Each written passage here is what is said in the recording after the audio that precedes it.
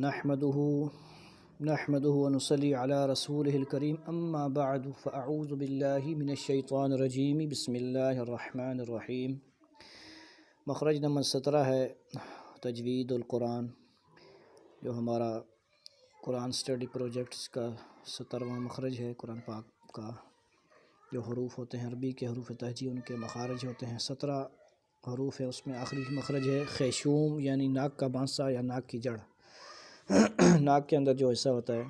اسے ناک کا بانسا کہتے ہیں۔ عموماً نون کی آواز میم کے بعد، اور خاص کر زیادہ تر نون کی آواز اس میں جاتی ہے ناک کے بانسے میں، اور ناک کے اندر ایک حصہ ہے، ٹھیک ہے جی۔ یہاں سے غنہ ادا ہوتا ہے، ٹھیک ہے جی، یعنی حروف غنہ نون میم ادا ہوتے ہیں، ٹھیک ہے جی۔ میم میں بھی ہوتا ہے لیکن ہر جگہ نہیں ہوتا، اس کے آگے قواعد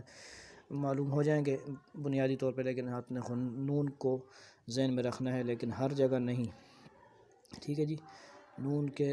نون میں تھوڑی دیر آواز ٹھہرانے کو غنہ کہتے ہیں۔ ناک میں تھوڑی دیر، جو ناک کا بانسا ہے خیشوم کہتے ہیں اسے، آپ اسے عام طور پہ ناک ہی کہہ سکتے ہیں، ناک کا بانسا، یا ٹھیک ہے جی، ناک کے بانسے میں، ناک میں تھوڑی دیر آواز ٹھہرانے کو، یعنی نون ساکن یا تنوین جو ہوتا ہے نا، نون ساکن جو نون کے اوپر جزم کا نشان ہوتا ہے، یا کسی بھی حرف کے اوپر دو زبر دو زیر پیش ہوتی ہے تو وہ بھی نون ساکن ہوتا ہے، تنوین اسے کہتے ہیں، ٹھیک ہے جی۔ اب اس میں یہ ہوتا ہے کہ ہم نے جہاں پہ نون ساکن ہے اور تنوین ہے، اس کو اچھی طرح سمجھ لینا ہے کہ نون ساکن اور تنوین کیا ہوتے ہیں، ٹھیک ہے۔ ہم نے قرآن پاک میں جا کر ہم شروع سے جو ہے اب دیکھتے ہیں قرآن پاک میں حروف کو نکال کے سورہ فاتحہ وغیرہ نکالتے ہیں۔ اب وہاں پہ ہم نے پریکٹیکل مشق کرنی ہے کہ نون ساکن آئے گا یا کہیں پہ میم آئے گا، لیکن میم پہ یاد رکھنا ہے کہ نون پر یا میم پر شد اگر آ جائے گا، شد مشدد ہوگا نا نون اور میم، تو اس پہ غنہ تھوڑی دیر غنہ ہوگا، لیکن جتنا غنہ نون ساکن اور تنوین وغیرہ میں ہوتا ہے، اور اس کے بعد حروف حلقی نہ ہو یا لام را بھی نہ ہو، ٹھیک ہے، تو پھر اس پہ ہم نے غنہ کرنا ہوگا، اخفاء کرنا ہوگا۔ جس طرح حروف اخفاء 15 ہیں، آہستہ آہستہ ہمیں یاد ہوتے جائیں گے۔ ہم نے ترتیب سے پہلے حروف حلقی یاد کر لینے ہیں کہ جب بھی نون ساکن اور تنوین کے بعد حروف حلقی آ جائیں گے، حمزہ، ہا، عین، حا، غین، خا، جو یہ 6 حروف ہیں، جو دو حروف گلے کے نیچے سے حمزہ ہا ادا ہوتے ہیں، اور گلے کے درمیان سے عین حا ادا ہوتے ہیں، گلے کے اوپر والے حصے سے غین خا ادا ہوتے ہیں۔ یہ حروف اب نون ساکن کے بعد اگر آ جاتے ہیں، ٹھیک ہے، تو پھر چاہے وہ لفظ ملا ہوا ہو یا نہ ملا ہوا، ٹھیک ہے جی، اکثر ایسا ہوتا ہے ملا ہوا من آتا ہے، جس طرح من اہل الکتابی، نون ساکن کے بعد اب حمزہ آ گیا ہے اور عین آ جائے، ان 6 حروف میں سے کوئی بھی آ جائے، اپنے سمجھ لینا اس بات کو۔ ہم انشاءاللہ جا کر قرآن پاک میں اب اس کو پریکٹیکل دیکھتے ہیں کہ جہاں پہ حروف حلقی آئے گا اور جہاں پہ نہیں آئے گا، کوئی اور حرف آئے گا، حروف اخفاء آ جائیں گے، لام بھی نہیں ہوگا اور را بھی نہیں ہوگا، کیونکہ نون ساکن اور تنوین کے بعد اگر لام را آ جائے گا تو پھر وہ پورا لام اور را پڑ جائے گا، بلکہ نون نہیں پڑا جائے گا، ٹھیک ہے۔ قرآن پاک میں جاتے ہیں جی۔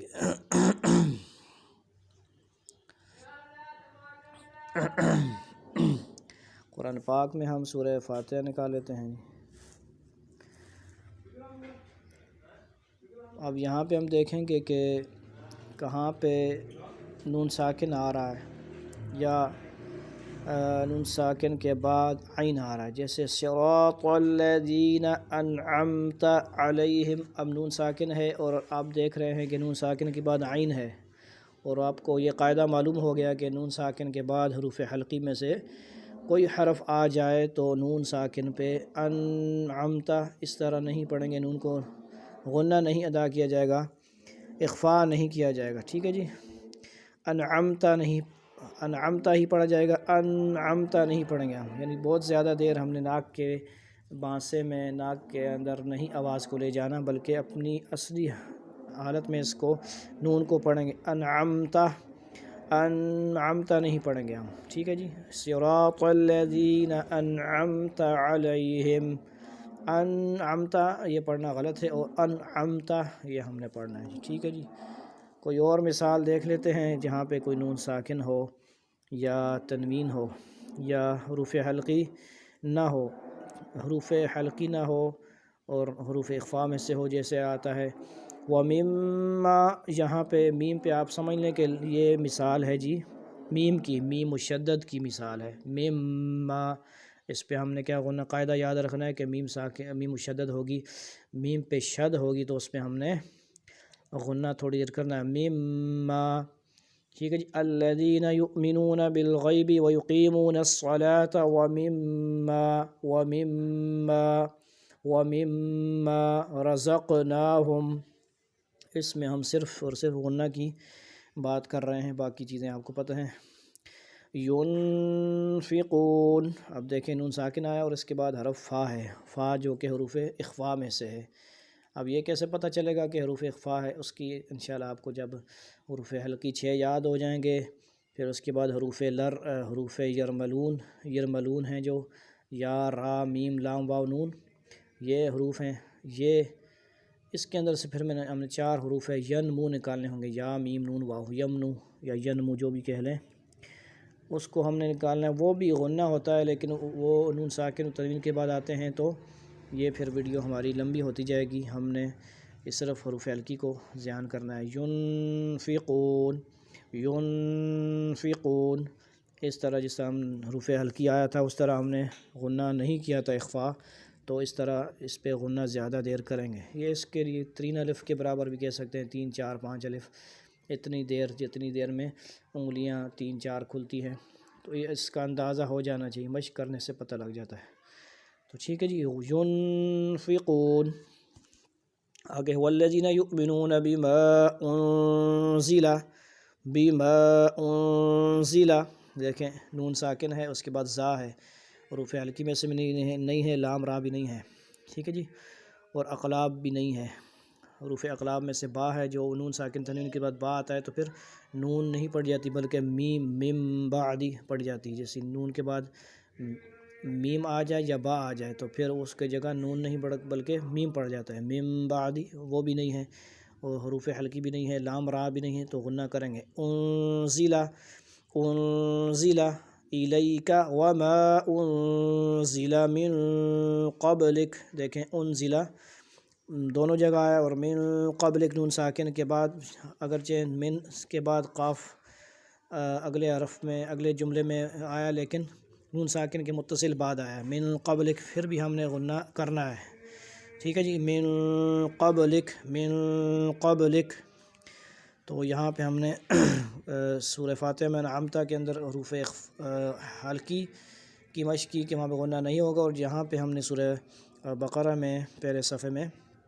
غنہ کرنے کی کچھ مثالیں سمجھ لیں، اور امید ہے کہ یہ ممبرز کو سب کو سمجھ آ جائے گی، ٹھیک ہے جی۔ پھر بھی سمجھ نہ آئے تو کوئی مسئلہ اس میں ہے نہیں، اسی کی بات سمجھ نہ آئے، انشاءاللہ ہمارے یہ ویڈیو اپلوڈ ہوگی چینل پروجیکٹ جو ہمارا ہے قرآن پاک اسٹڈی پروجیکٹس، اس کو پوری دنیا میں پھیلانے کی نیت کریں،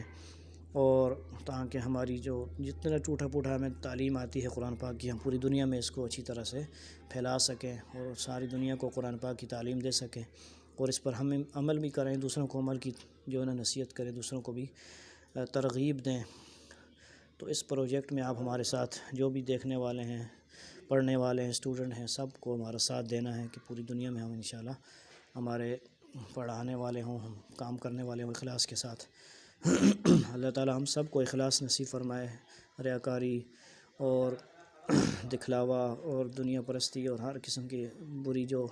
خصلتیں ہیں اللہ تعالی ان سے بچائے، اچھی عادات ہم سب کو نصیب فرمائے، قرآن پاک ترتیل کے ساتھ تجوید کے ساتھ سب کو پڑھنے پڑھانے کی توفیق نصیب فرمائے۔ چینل کو سبسکرائب کر لیا کریں، آگے شیئر کرتے رہا کریں ویڈیوز وغیرہ کو، یہ بھی صدقہ جاریہ ہے بلا شبہ، اور جو دیکھیں گے، سنیں گے، پڑھیں گے، عمل کریں گے تو جو شیئر کرنے والا ہوگا اس کو بھی اجر و ثواب ملے گا۔ تو غنہ کی یہ بحث تھی، اللہ تعالی غنہ اخفاء کے ساتھ قرآن پاک کو اچھی طرح پڑھنے کی بھی اور اس پر اچھی طرح عمل کرنے کی توفیق نصیب فرمائے۔ والسلام علیکم ورحمۃ اللہ تعالی وبرکاتہ۔